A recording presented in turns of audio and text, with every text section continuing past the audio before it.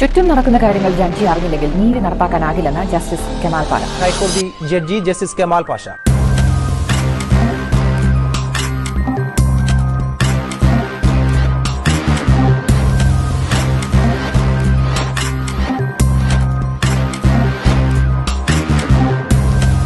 രാജാവ് മഗ്നനാണെന്ന് വിളിച്ചു പറയാൻ ആരെങ്കിലുമൊക്കെ വേണ്ടത്.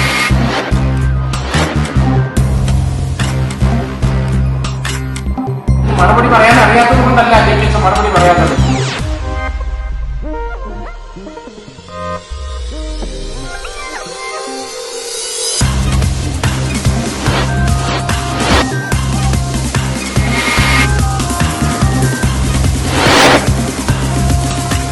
ശബ്ദമില്ലാത്തവരുടെ ശബ്ദമായി ഞാൻ നിങ്ങളിലേക്ക് വരുന്നു.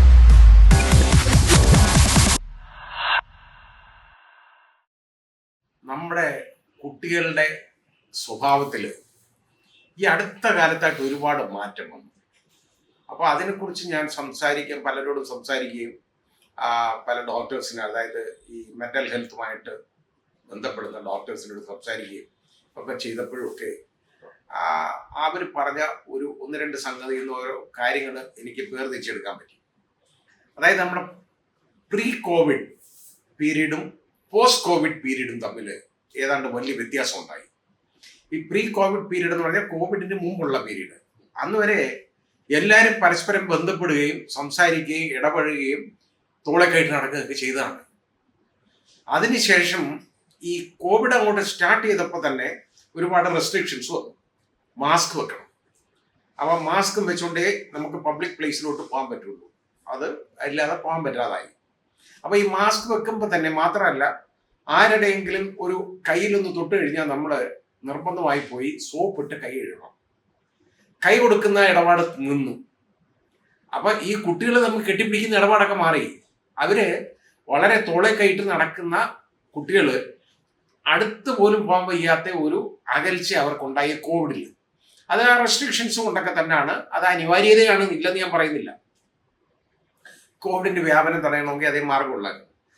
അപ്പോൾ അത് കഴിഞ്ഞതിന് ശേഷം എന്തെന്നറിയോ, വീട്ടിൽ നമുക്ക് ലോക്ക്ഡൗൺ ആയിട്ട് കുറേ നാൾ വീട്ടിനകത്ത് തന്നെ ഇരിക്കേണ്ടതായിട്ട് വന്നു.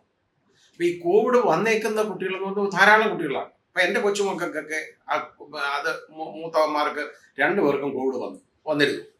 അപ്പൊ ഇവന്മാര് തന്നെ അവർ ചെയ്യുന്നതെന്നറിയോ, സെൽഫ് ആയിട്ട് അവന്മാര് ഒരു റെസ്ട്രിക്ഷൻ ഏർപ്പെടുത്തി. എൻ്റെ മകൾക്ക് ഇത് വരാതിരിക്കാൻ. അതിന് വന്നതുമില്ല. അവന്മാർ മുകളിൽ തന്നെ ഇരുന്നു, വീടിൻ്റെ ആ മുറി ഇരിക്കും, ആഹാരം അവിടെ കൊണ്ട് കൊടുക്കും, അവന്മാർ തന്നെ ഇരുന്ന് കഴിക്കും. ആ രീതിയിലേക്ക് കുറേ നാൾ അങ്ങനെ കഴിയണ്ടായി വന്നു. ഏതാണ്ട് ഒരു 20 days കഴിഞ്ഞാണ് അവർക്ക് അതിൽ നിന്ന് മാറി അവർ നെഗറ്റീവായി പിന്നെ താഴ്ത്തിറങ്ങി. അപ്പോൾ ഇതിൻ്റെ കുഴപ്പം ഞാൻ പറഞ്ഞത് എന്താ അറിയോ, ഈ പീരീഡിൽ ഈ പിള്ളേരുടെ മനസ്സിന് വല്ലാത്ത മാനസിക സ്ഥിതി മൊത്തമായിട്ട് വലിയൊരു ആഘാതം അവർക്കുണ്ടായിട്ടുണ്ട്. മാനസികാഘാതം ഒരുപാടുണ്ടായി.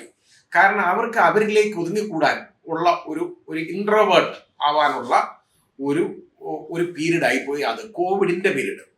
കോവിഡിന് മുമ്പുള്ള പീരീഡ് അങ്ങനല്ല, വളരെ ഫ്രീ ആയിരുന്നു എല്ലാവരും. പെട്ടെന്ന് ഇങ്ങനെ റെസ്ട്രിക്ഷൻ വന്നു.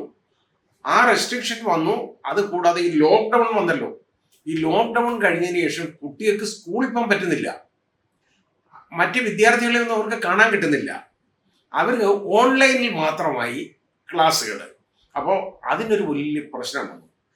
ഈ കുട്ടികൾക്ക് ഏറ്റവും കൂടുതൽ മൊബൈൽ ഫോണുമായിട്ടുള്ള ആക്സസ്, അതുപോലെ ഐപാഡുമായിട്ടുള്ള ആക്സസ്, മാക്കുമായിട്ടുള്ള ആക്സസ്, കമ്പ്യൂട്ടേഴ്സുമായിട്ടുള്ള ആക്സസ്, അവർക്ക് ഇത്തരം ഡിജിറ്റൽ മെത്തേഡുകളുമായിട്ടുള്ള ആക്സസ് ഒരുപാട് കിട്ടിക്കഴിയുമ്പോൾ അവര് എപ്പോഴും പഠിച്ചുകൊണ്ടിരിക്കും. അവർ നോക്കുമ്പോൾ ഇതിനകത്ത് ഒരു ധാരാളം ഡൗൺലോഡ് ചെയ്ത്, ഇവർക്കൊക്കെ വൈഫൈ ആവശ്യമുണ്ടല്ലോ, ഡൗൺലോഡ് ചെയ്ത് നെറ്റ് വേണം, അതുകൊണ്ട് വൈഫൈ വേണം. ഇവർക്കെല്ലാം ഇതെല്ലാം ഡൗൺലോഡ് ചെയ്ത് ആ ഗെയിംസ് എന്ന് പറയുന്നത് വളരെ കുട്ടികളെ മാനസിക സമ്മർദ്ദം ഉണ്ടാക്കുന്ന ഗെയിംസ് ഉണ്ട് ഒരുപാടെണ്ണം. ആ ഗെയിംസിലേക്ക് ഇവർ ശ്രദ്ധ കേന്ദ്രീകരിച്ചു. അവർ ഫുട്ബോൾ കളിക്കുന്നത് പണ്ട് മൈതാനങ്ങളിൽ കളിച്ചുകൊണ്ടിരുന്നെങ്കിൽ ഇന്ന് അവർ ഐപാഡുകൾ വഴിയാണ് ഒരു 4 പേരുണ്ടെങ്കിൽ അവർ ഫുട്ബോൾ കളിക്കുന്നത്. ആ രീതിയിലായി. കാരണം അതിനുള്ള ആപ്പുകൾ ഇന്നുണ്ട്, ധാരാളം കിട്ടുന്നതാണ്. ഇതൊരു വലിയ ആപ്പ് തന്നെയാണ് യഥാർത്ഥത്തിൽ ഈ ആപ്സ് എന്ന് പറയുന്നത്. അതാണ് ഏറ്റവും വലിയ കാര്യം. അപ്പോൾ ഈ കുഞ്ഞുങ്ങൾക്ക് ഇത്രയും ചടുലമായ നീക്കങ്ങളുള്ള കാര്യങ്ങളും അതും ഇതുമെല്ലാം കിട്ടി അത്രയൊക്കെ ആകുമ്പോഴത്തേക്ക് ഇവരുടെ മനസ്സുണ്ടല്ലോ ഒരു വല്ലാത്ത പരുവത്തിലാവും. അവർക്ക് യഥാർത്ഥത്തിൽ അവര് ഈ ഒരു ദയ ആർദ്രത ഇതൊന്നും ഇല്ലാതെ പോയി അവർക്ക്. അങ്ങനായി. കാരണം അവർക്ക് ഒരുപാട് ഒരു എന്തെങ്കിലുമൊക്കെ കാണും, ഇതിനകത്ത് കാണാൻ കിട്ടുന്ന കാര്യങ്ങൾ കാണുന്നത് അവർ നോക്കുമ്പോൾ രക്തം ചീറ്റുന്നു. അതൊക്കെ അവർക്ക് പ്രശ്നമല്ലാതായി. പണ്ടാണെങ്കിൽ അവർ ഓടി വിളിക്കുന്നത് കണ്ട. ഇപ്പൊ അങ്ങനെയല്ല. കാരണം ആ രീതിയിലേക്കുള്ള ഒരു കാഴ്ചപ്പാടായിട്ട് അവർ മാറി. മാത്രമല്ല ഒരുപാട് ഡ്രിപ്പേഴ്സിന്റെ കാര്യങ്ങൾ അവരിതിൽ കാണുന്നു. കഞ്ചാവ് വലിക്കുന്നത് കാണുന്നു, സിഗരറ്റ് വലിക്കുന്നത് കാണുന്നു. അതുമെല്ലാം കണ്ടുകൊണ്ടിരിക്കുകയാണ്. അത് ഇനിയിപ്പോ സിനിമയിലാണെങ്കിൽ പോലും എഴുതി വെച്ചെന്നിരിക്കട്ടെ, പുകവലി ആരോഗ്യത്തിന് ഹാനികരം, അല്ലെങ്കിൽ പുകവലി മൂലം ക്യാൻസർ ഉണ്ടാവും, ഇതൊക്കെ എഴുതി വെക്കുന്നു എന്ന് പറഞ്ഞിട്ട് ഇതാരെങ്കിലും വലിക്കാതിരിക്കുന്നുണ്ടോ? ഒരുപാട് പേര് വലിക്കും. ഇവിടെ ഞാൻ കാണുമ്പോൾ ഈ എൻ്റെ വീട്ടിലേക്ക് വരുന്ന വഴിയുടെ സൈഡിൽ ആൺപിള്ളേരും പെൺപിള്ളേരും കൂടെ ഒന്ന് മാറി മാറി ഇന്ന് സിഗരറ്റ് വലിക്കുന്ന കാണാം. ഒരേ സിഗരറ്റ്. അത് എന്തായിരിക്കും എന്ന് ഞാൻ മനസ്സിലാക്കിയിട്ടുണ്ട്. അത് കഞ്ചാവായിരിക്കും. രണ്ട് വലിയ ഒരുത്തം വലിച്ചിട്ട് മറ്റേ നോട്ട് കൊടുക്കും. അതുകൊണ്ട് പെൺകുട്ടികളിൽ നിന്ന് വലിക്കുന്നത് നമുക്ക് കാണാം. അപ്പൊ ഇത് ഇന്നിപ്പോ ഒരു വളരെ വ്യാപകമാണ്. അപ്പൊ അവരുടെ സ്വഭാവത്തിലുണ്ടായ വ്യത്യാസം എന്ന് പറയുന്നത് യഥാർത്ഥത്തിൽ ഈ കോവിഡ് അതിന് കോവിഡിനെ പഴിക്കരുത് എന്ന് ആളുകൾ പറയും. കോവിഡിനെ പഴിക്കുകയൊന്നുമല്ല ഞാൻ ചെയ്തത്. ഈ പീരീഡ് കഴിഞ്ഞതിന് ശേഷം അവരിറങ്ങി വെളിയിലേക്ക് വന്നപ്പോൾ അവരൊരു പുതിയ ലോകത്തേക്ക് വരുന്നത് ഒരു കാഴ്ചപ്പാടാണ് അവർക്ക്. പഴയ സ്വഭാവങ്ങളെല്ലാം അവരുടെ മാറി. അതിന് കുറ്റം പറയാൻ പറ്റത്തില്ല. ഞാൻ ഈ പറഞ്ഞില്ലേ, കോവിഡ് വന്നു, അടച്ചിരുന്നു. അത് കഴിഞ്ഞ് ലോക്ക്ഡൗൺ വന്നു, അടച്ചിരുന്നു. പബ്ലിക് കോണ്ടാക്ട്സ് ഇല്ല, സമ്പർക്കമില്ല. കൂട്ടുകാരുമായിട്ട് അവർ ദേഹത്തോടാൻ ഒക്കത്തില്ല. ഇന്നും ഇപ്പൊ കൈ കൊടുപ്പെന്ന് പറയുന്നത് വളരെ ഇപ്പൊ ചെറുതായിട്ട് കൊടുത്തു തുടങ്ങിയത്. പണ്ടാണ് ഇങ്ങനെ അതിനു വേണ്ടി എന്താ പറയുക, ഇങ്ങനെ കൈ മുട്ടിക്കാൻ പറഞ്ഞു. ഈ കൈ മുട്ടിച്ചു കഴിഞ്ഞാൽ ഈ ഒരു ബന്ധം വരും എപ്പോഴെങ്കിലും. അത് ആ രീതിയിലേക്ക് മാറിക്കഴിഞ്ഞു. കൈ കൊടുക്കുന്നതൊക്കെ തന്നെ വളരെ ബുദ്ധിമുട്ടായിട്ട് മാറി. ഇപ്പോഴൊക്കെ ആളുകൾ കൈ കൊടുത്തൊക്കെ തുടങ്ങിയിട്ടുണ്ട് കേട്ടോ. അപ്പൊ ഞാനിപ്പോ വെള്ളിയാഴ്ച ജുമായ്ക്കൊക്കെ പോകുമ്പോഴൊക്കെ വന്ന ആളുകൾ കൈ തരികയൊക്കെ ചെയ്യുന്നുണ്ട്. അതല്ലാതെ വെളിയിലൊന്നും ഇറങ്ങിപ്പോയി ഈ കൈ കൊടുക്കുന്ന സ്ഥലത്ത് നിന്ന് ഞാൻ പോകാറില്ല. അതുകൊണ്ട് ഞാൻ ഇങ്ങനെ കാണാറുള്ളൂ. ഇടയ്ക്ക് അതും ഇല്ലായിരുന്നു. അപ്പൊ ഇത് ഞാൻ പറഞ്ഞില്ലേ, ദേവാലയങ്ങളിൽ പോകാൻ പറ്റുന്നില്ല, പ്രാർത്ഥിക്കാൻ പറ്റുന്നില്ല, കുട്ടികളുമായിട്ട് ബന്ധപ്പെടാൻ അവർക്ക് പരസ്പരം സഹപാഠികളുമായിട്ട് ബന്ധപ്പെടാൻ പറ്റുന്നില്ല. ഇതൊക്കെ വന്നപ്പോഴത്തേക്ക് വളരെ വ്യത്യാസം അവരുടെ സ്വഭാവത്തിൽ വന്നു. സമ്പർക്കമില്ല, കമ്മ്യൂണിക്കേഷൻ ഇല്ല. പിന്നെ അത് മൊബൈലിലേക്ക് ഒതുങ്ങിക്കൂടിയവർ. കാരണം അപ്പൊ അതിൽ നിന്നെല്ലാം അവൈലബിൾ ആണെന്ന് അവർക്ക് മനസ്സിലായി, തോന്നി. ക്ലാസ്സുകളിൽ പോലും പോകുന്നത് അതായത് ഓൺലൈനായി അങ്ങ് മാറി. ഇത് യഥാർത്ഥത്തിൽ ഇവരെ കുഞ്ഞുങ്ങളെ ഒരുപാട് മാനസികമായിട്ട് ബുദ്ധിമുട്ടിച്ചിട്ടുണ്ട്, ഒരു സംശയമില്ല. ഇപ്പൊ അതിന്റെ ഓരോ ഫലം കണ്ടോ, തമ്മിൽ അടുപ്പമില്ല. ഇപ്പൊ കണ്ടോ, ഒരു വിദ്യാർത്ഥിനി 10ാം ക്ലാസ്സുകാരിയാണ്. 10ാം ക്ലാസ്സിൽ പഠിച്ചുകൊണ്ടിരിക്കുന്ന ഒരു കുട്ടി, ആ കുഞ്ഞിന്റെ ദേഹത്ത് നായ്ക്കുരുണ പൊടി എറിഞ്ഞു സഹപാഠികൾ. ആ കുട്ടി പിന്നെ ആ സ്കൂളിൽ ക്ലാസ്സിൽ വരുന്നത് വന്ന് 10ലാണ് അവിടെ വന്ന് ചേരുന്നത്. ബാക്കിയുള്ള പിള്ളേർ യഥാർത്ഥം അതൊരു റാഗിങ് മെത്തേഡാണ്. ഈ നായ്ക്കുരുണ പൊടിയെ എറിഞ്ഞിട്ട് ആ സ്കൂളിലെ ടീച്ചറും ഇതറിഞ്ഞിട്ട് അവർ റിപ്പോർട്ട് ചെയ്തില്ല. അതുപോലെ ആ സ്കൂൾ മാനേജ്മെന്റ് സ്കൂളുകാർ പറയുന്നത് എന്താണെന്നറിയോ? സ്കൂളുകാർ പറയുന്നത് സ്കൂൾ അതിൽ നിന്ന് പറയുന്നത് ഈ നായ്ക്കുരുണ ഇതിന്റെ ഈ കായ കൊണ്ടുവന്നു, ആ 2 ആൺപിള്ളേർ കൊണ്ടുവന്നിട്ട് എടുത്ത് എറിഞ്ഞപ്പോ അബദ്ധത്തിൽ ഇതിന്റെ ദേഹത്ത് കൊണ്ടാണെന്ന്. യഥാർത്ഥത്തിൽ ഈ കുട്ടിയുടെ ദേഹത്ത് വാരിയിട്ടതാണ്. അതിന്റെ ദേഹം മുഴുവൻ, അതിന്റെ പ്രൈവറ്റ് പാർട്സ് പോലും ആ കുഞ്ഞിൻ്റെത് ഭയങ്കര ബന്ധപ്പാടായിട്ട് അത് 10, 17, 18 ദിവസം ട്രീറ്റ്മെന്റ് എടുത്തു. വളരെയധികം വലിയ മരുന്നുകൾ അതിന് കഴിക്കേണ്ടതായിട്ട് വന്നു. ഇപ്പൊ പോലും ഉണ്ടല്ലോ, ഇപ്പൊ അതിന് മാനസിക സംഘർഷത്തിലേക്ക് മാറിയത് ആ കുട്ടിക്ക്. കാരണം അവിടെ അതിന് സ്കൂളിൽ പോകാൻ പറ്റുന്നില്ല. അപ്പോൾ അതിന് യഥാർത്ഥത്തിൽ അതിന് പരീക്ഷ എഴുതാൻ പറ്റത്തില്ലായിരുന്നു. ആദ്യം അത് പറഞ്ഞു, സ്കൂളുകാർ പറഞ്ഞു പരീക്ഷയ്ക്ക് ഇരുത്തത്തില്ല എന്ന് പറഞ്ഞു. കാരണം എന്നാൽ ഇതിന്റെ കാരണം എന്താണെന്ന് അറിയണ്ടേ? ഇത് അറിഞ്ഞ ടീച്ചർ പറഞ്ഞു ലാക്ടോകലാമിൻ പുരട്ടിയാൽ മതി എന്നും പറഞ്ഞ് ആ സ്ത്രീ അതിന്റെ പോക്കിൽ പോയി. ഒരു ടീച്ചർ.